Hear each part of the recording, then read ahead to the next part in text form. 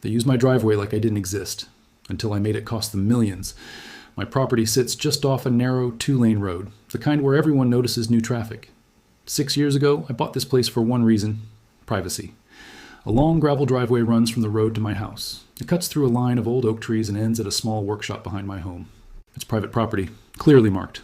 No trespassing signs every 50 feet. For years, no one had a problem with it. Then the development started. A construction company bought the land behind mine. Big plans, dozens of homes, heavy equipment, trucks, workers, all showing up overnight. At first, they used their own access road, but it wasn't good enough. Too narrow, too muddy, too expensive to fix, so they found an easier way. My driveway. The first time I noticed, it was just one truck. I assumed it was a mistake, then 2, then 5. Within a week, my private driveway turned into a construction highway. Dump trucks, concrete mixers, pickup trucks flying past my house like I didn't even live there. Dust filled the air, gravel got pushed aside. My trees started getting damaged from wide turns.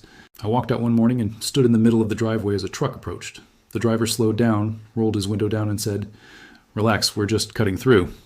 Cutting through, like it was public property. I called the construction office that same day, spoke to the site manager. He said it was temporary, just until they fixed their road. I told him clearly, this is private land. You don't have permission. He said he'd look into it. They didn't stop. If anything, it got worse. Early mornings, late nights, sometimes trucks lined up, waiting to use my driveway like it was a public access route. That's when I started documenting everything. Cameras went up along the driveway, motion alerts, timestamps. Within 3 days, I had footage of over 80 vehicles using my property without permission. 80. I took the footage, printed still images, and drove straight to my lawyer. He didn't even look surprised. He asked one question: "Do you want them to stop, or do you want to make them pay?" I said both. Turns out, what they were doing wasn't just trespassing. It was unauthorized commercial use of private property. And in this state, that comes with serious penalties. We sent a formal notice first: cease and desist. They ignored it, so we escalated. My lawyer filed for an injunction and damages based on commercial usage rates. Every truck, every pass, every day. The number added up fast. By the time the court reviewed the case, we had documented over 1,200 unauthorized uses of my driveway. The judge didn't hesitate. Immediate injunction granted. No more access. But that wasn't the real damage. The real damage came next. Without my driveway, their entire construction flow collapsed. Their access road couldn't handle the load. Deliveries slowed down. Equipment got stuck. Projects missed deadlines. Subcontractors started leaving. Penalties kicked in.